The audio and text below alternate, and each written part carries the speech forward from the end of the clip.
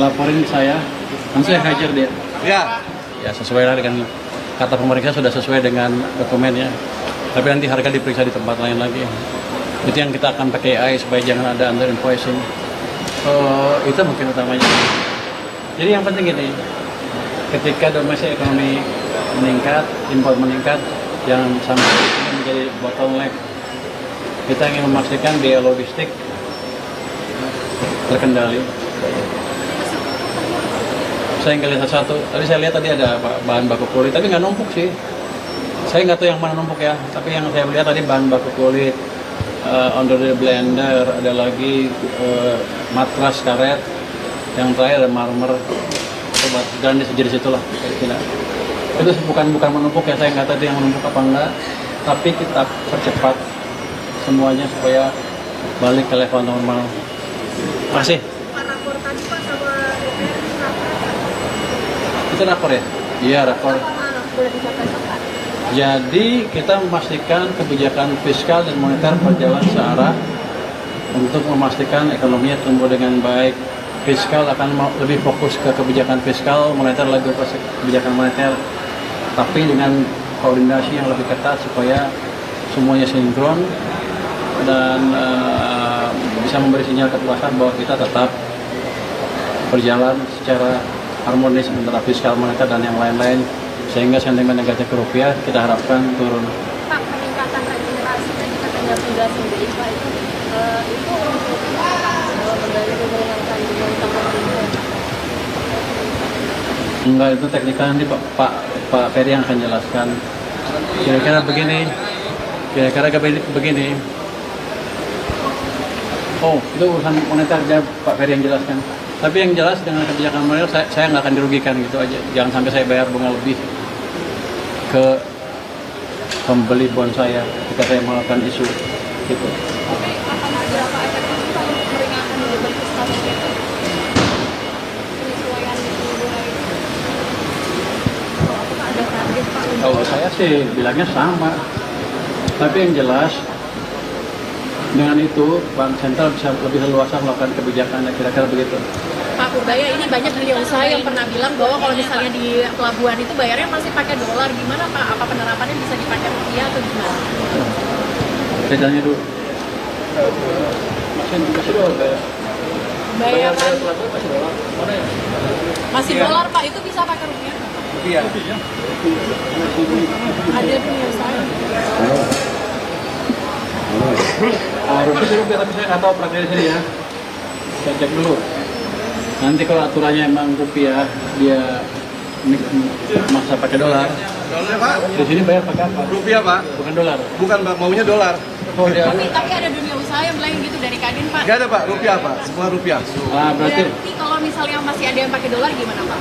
laporin saya, langsung saya hajar dia. Ya. Gede, bentar, nggak bisa ngajar gua. Ya. Kita beresin. Tapi secara peraturan harusnya rupiah, dan ini kan Indonesia. Alat transaksi yang diakui adalah rupiah memang. Jadi kalau ada dolar, ada penyelewengan, kasih tahu kami akan tindak. Mungkin itu shipping kali Pak. Kalau yang dolar tuh yang shipping lain Pak. Oh, di luar sana melayan. Di sini. Di sini. Oh, salah Sini nggak ada. berarti. Rupiah Mbak. Anda informasi salah kali. Kali Pelaku usaha Enggak Mbak, kalau di sini tuh semuanya rupiah kecuali mungkin yang shipping lain karena untuk THC, CHC itu pakai dolar mereka. Tapi dikonversi ke rupiah. Kalau di kita nggak ada dolar. Kalau dolar boleh juga, tapi nggak mungkin Mbak. Saya dimarahin sama Pak Menteri nanti Pak. ya, nanti rupiah melemah, bos. Jangan. Cinta rupiah Pak kita Pak. Kita cinta rupiah semua. Punya dolar aja ya? Punya dolar dia. Oke, lagi. Pak, FNQ kan sebagai pengawas juga di Pak katanya berkoordinasi sama ini Pak penyaringan manajemennya. Sekarang udah ada nama-nama baru di manajemen DSI. Saya belum ikut menyaring nama-nama manajemennya, jadi saya nggak tahu itu. Tapi nanti kalau sudah kita kerjakan. Rahasia belum. DSI kan harusnya itu kan sebetulnya kan semacam private entity, dia jalan ini terpisah dengan pemerintah. Jadi yang mereka kerjakan terpisah sama punya saya. Cuman saya di atas mungkin nanti pengawas aja mungkin ya. Sekarang sih belum resmi, jadi nggak tahu. Pak, DHL 50% falas itu katanya jangan sampai semua dunia usaha dikenakan Pak. Harus dipetakan lagi Pak, gimana Pak? Saya lihat dulu yang baru ya. Ya. Yang baru kan baru berjalan berapa hari? 3 hari. Dampaknya belum kelihatan. Kita lihat deh 1 bulan ke depan seperti apa. Kan mereka yang keberatan yang harus naruh 1 tahun kan. Nanti kita lihat. Tapi sebenarnya kalau uangnya masuk sini banyak bisa diperputar kan. Kita lihat dulu seperti apa. Jadi kalau ada kendala nanti bisa sampaikan ke Kemenju. Bisa. Tidak akan bisa dipetakan lagi. Bisa ya, kalau mengganggu ya kita diskusikan dengan yang lain. Seperti apa bagus ya.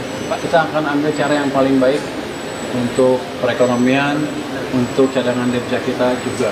Tadi Bapak bilang kalau misalnya pedagang tahu tempe mulai tergerus keuntungannya Pak, itu Bapak bisa janjikan para pedagang ini gimana Pak? Biar keuntungannya bisa kembali lagi, apakah dilanjut lagi untuk pedagang yang ini? Oh, yang pertama kita pastikan demand-nya terjaga. Jadi ada yang beli. Terus yang kedua, kalau rupiahnya menguat kan, otomatis cost of production mereka turun. Itu yang kita akan pastikan terjadi dalam beberapa waktu ke depan. Mungkin janjiin nggak sih ke pedagang tahu tempe yang dari Bapak Simon DPR, mereka tuh bisa mulai pulih lagi tuh aja. Tergantung keberhasilan kita mengendalikan nilai tukar kan. Tapi saya rasa akan berhasil dengan kerjasama yang lebih erat antara fiskal dan moneter. Berhasil dan berapa bulan Pak? Nanti gue tebak lagi. Gue bilang Juni ribut. Tapi kalau kebijakan fiskal seperti ini akan cepat. Pak, Yang penting begini. Kita tidak sedang menuju keadaan seperti 97-98 lagi. Fiskal kita baik, ekonominya bagus. Hanya ada sentimen negatif di sana sini yang mengganggu sedikit terhadap nilai tukar. Tapi itu harusnya bisa diperbaiki dengan koordinasi yang lebih baik antara pemerintah, Departemen Keuangan dengan Bank Sentral. Terima kasih. Indonesia Pak, Prensal Indonesia Pak. Prensal Indonesia jual Indonesia keren itu Pak. Nggak ada. Lihat sini, duduk. Itu kan diterbitkan. Kamera Pak. Itu tren jual Indonesia saya baca di Bloomberg ya. Itu salah satu penulis mungkin yang nggak tahu keadaan Indonesia seperti apa. Ketika kemarin saya sengaja percepat itu APBN kita untuk memperlihatkan ke pasar bahwa kondisi fiskal kita baik, ekonomi kita juga cukup kuat, sehingga nanti lama-lama sentimen negatif itu bisa hilang. Jadi teman-teman investor, tolong lihat lebih detail, pahami kondisi ekonomi kita seperti apa. Yang saya bisa katakan sekarang adalah fiskal bagus, ekonomi bagus, kepemimpinan Bapak Presiden masih cukup kuat untuk memastikan semua berjalan sesuai dengan strategi pembangunan Bapak Presiden. Terima kasih.